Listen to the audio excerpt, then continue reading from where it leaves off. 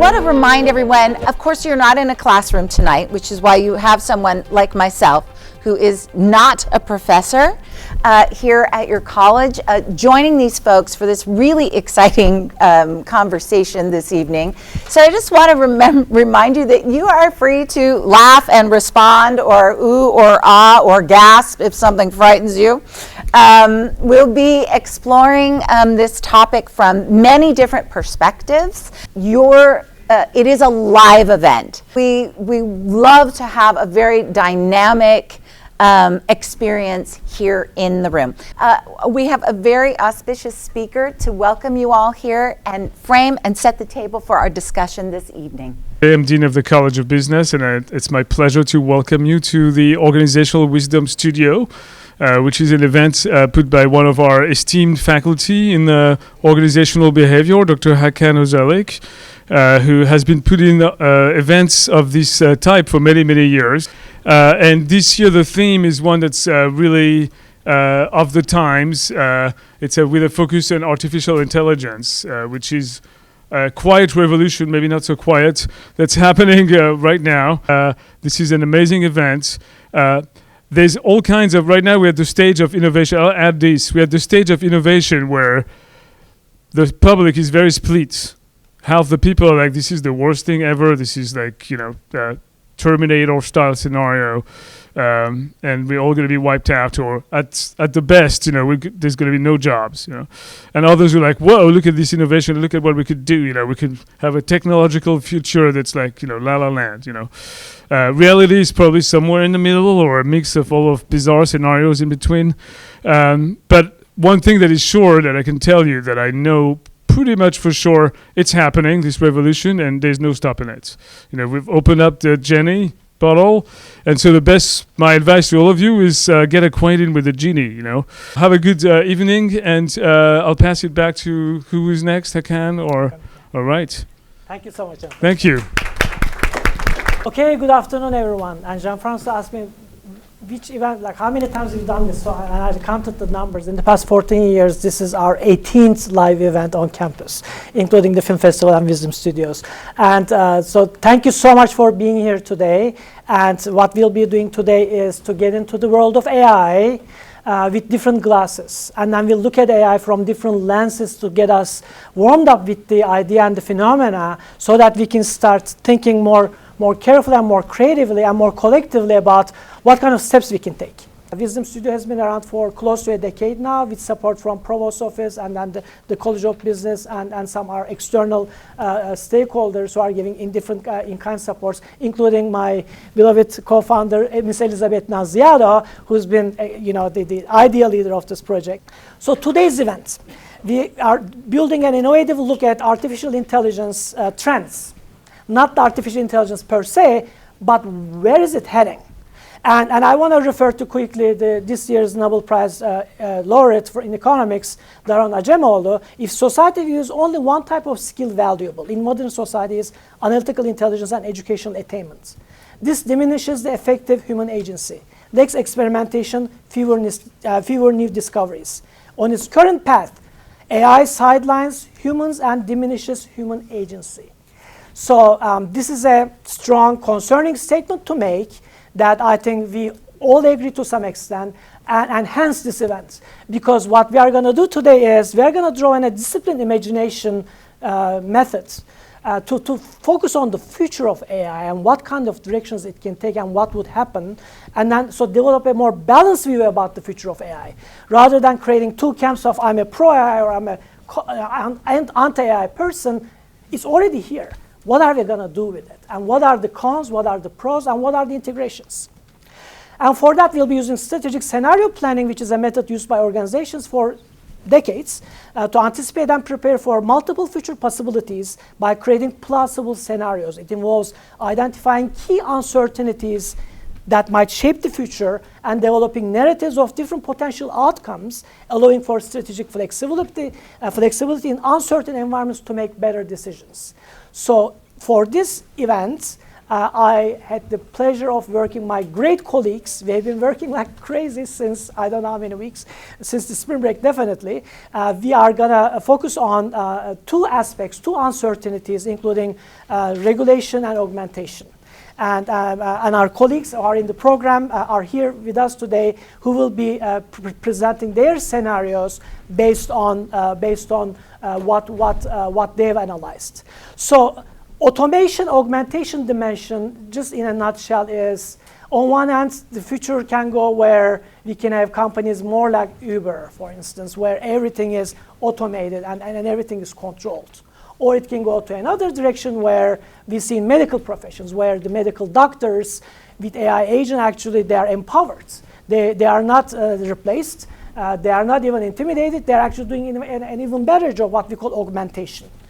And also contexts can be very regulated in the upcoming years, which is governmental regulations that can put law and policies and restrictions around AI. Or it might be the opposite. Maybe there won't be any government regulations, but then what might happen? So with those 2x2 dimensions, uncertainty around automation augmentation and uncertainty around regulation and unregulation, we have 4 quadrants, including AI automation in regulated contexts, and then AI automation in unregulated contexts, and then AI augmentation in regulated contexts, and AI augmentation in unregulated contexts. I know this is getting extremely technical, and what are we going to do with this? I promise, at the end of today, you will all be talking augmentation and automation, because we'll be really getting in and out of these concepts. So just to give you an idea, the AI automation augmentation and the unregulated and regulated context leads to those different aspects with the combinations. So we are focusing on the combinations of these two when we look at the scenarios. So each scenario, we look at one quadrant, and that quadrant will only focus on that. And one method in strategic scenario planning is using a title that summarizes everything so that we can have a conceptual map. So in AI automation in regulated context is going to be referred to a movie called The Holes. And then the second quadrant will be the film Matrix. The third quadrant will be Atlas Shrugged. And the fourth quadrant will be Monty Python, like this. And we will also add one more twist, which is called wildcard, which is what if something happens that nobody could predict it, such as the pandemic. We could never predict that pandemic could have happened when we were in 2018, right? And now it's our reality. If such a thing happens, it would affect all the quadrants. So we'll take a step further and look at what if we got a wildcard, something happens. And we'll focus on only one quadrant. And for that, we will look at AI automation in regulated context, quadrant 1, and we'll add to that a mental health crisis globally, almost like a mental health pandemic. What if people, in abundance of numbers, all of a sudden break down? So how are we going to now address these aspects? I really would like to thank our studio people who are here today since the beginning of this project. And now is the time to get started with our interviews. So Joseph is a College of Business faculty from the ISBA department. He's an expert in AI-related topics. And Joseph is here today to talk about the first scenario, which is AI automation in regulated contexts.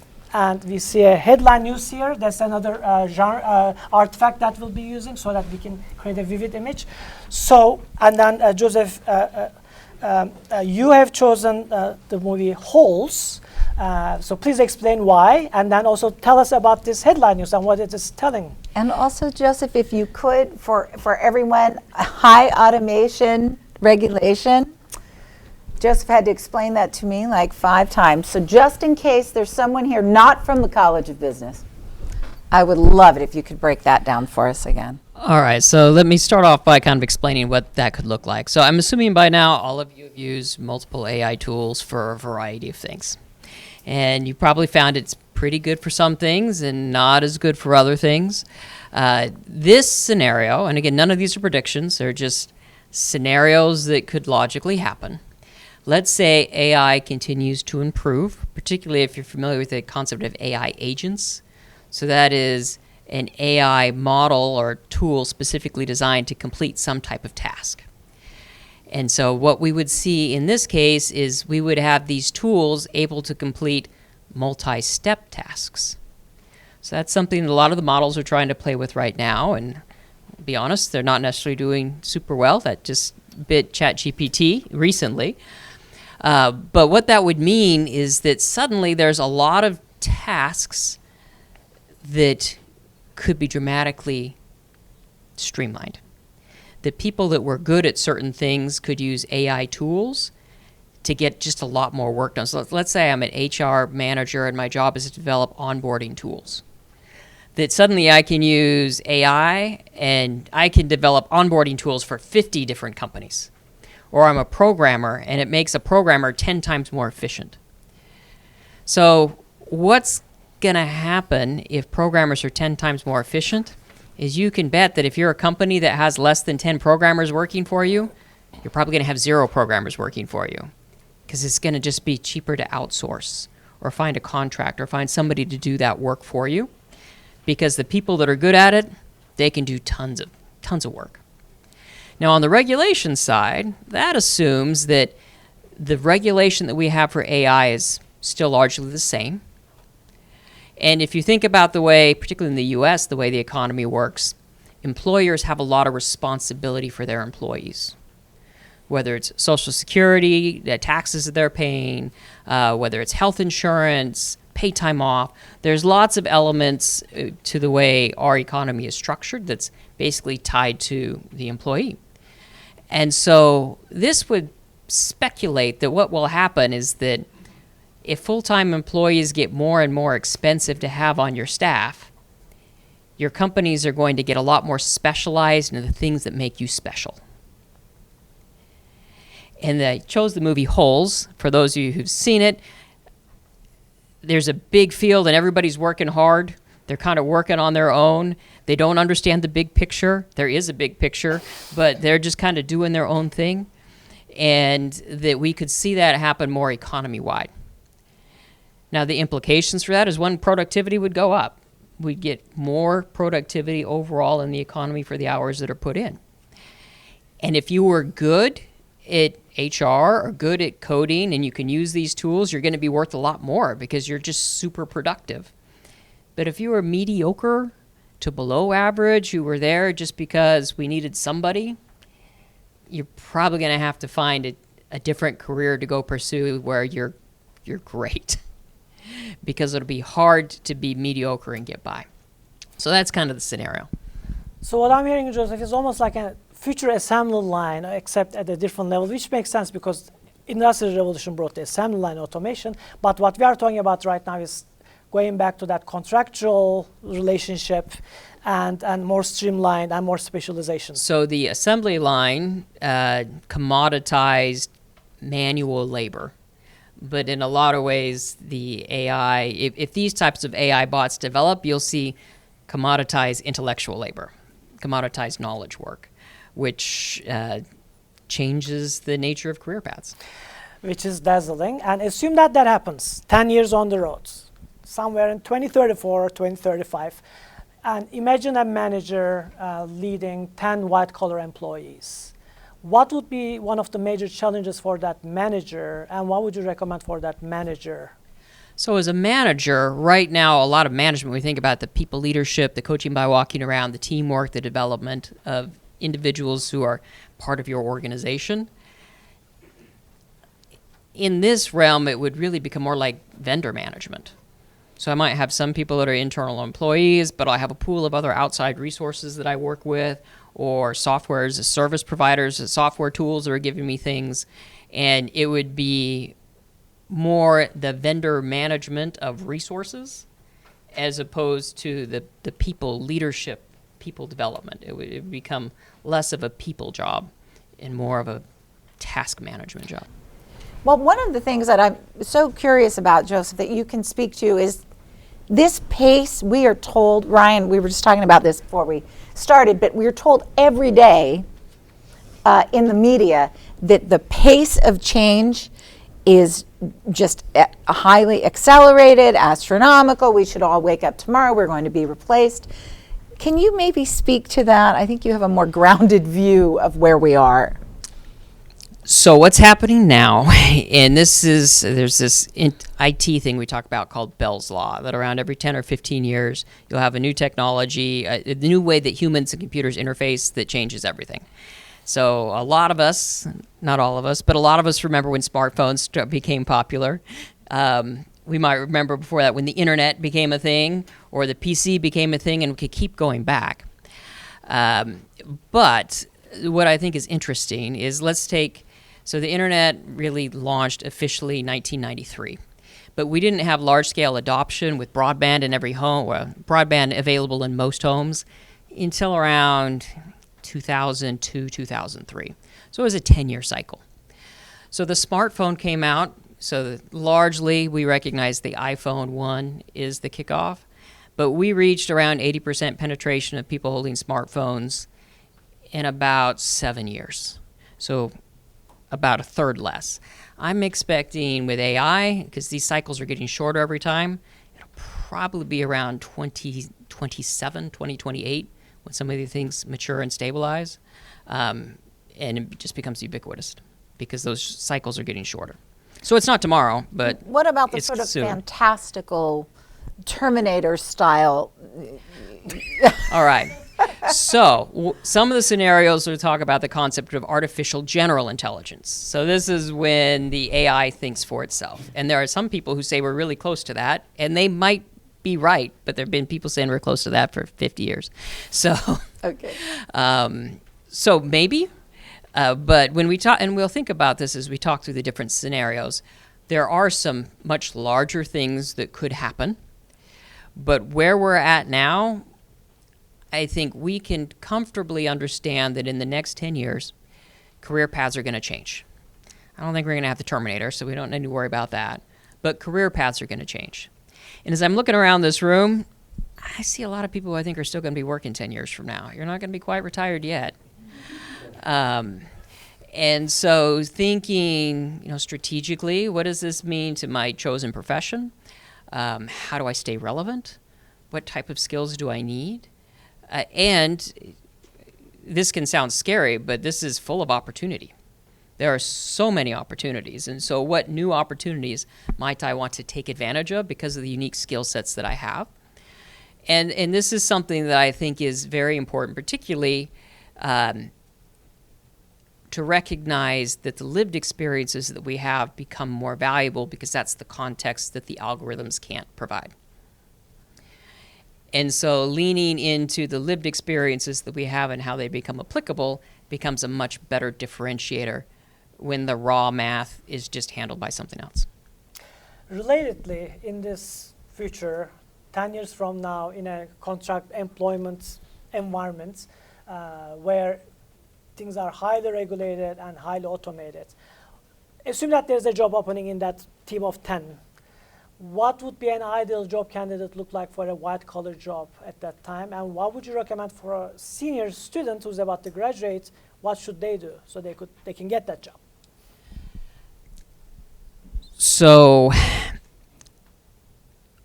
what computers and AI do well are basic, repetitive, derivative tasks, whether that's math calculation, programming, technical writing that's repetitive, or these are things that we can kind of copy off that we've done previously. What it does not do well are things that are new. Because if I take a large language model that has perfect data and it has perfect calculation and everything right, it will perfectly predict the past.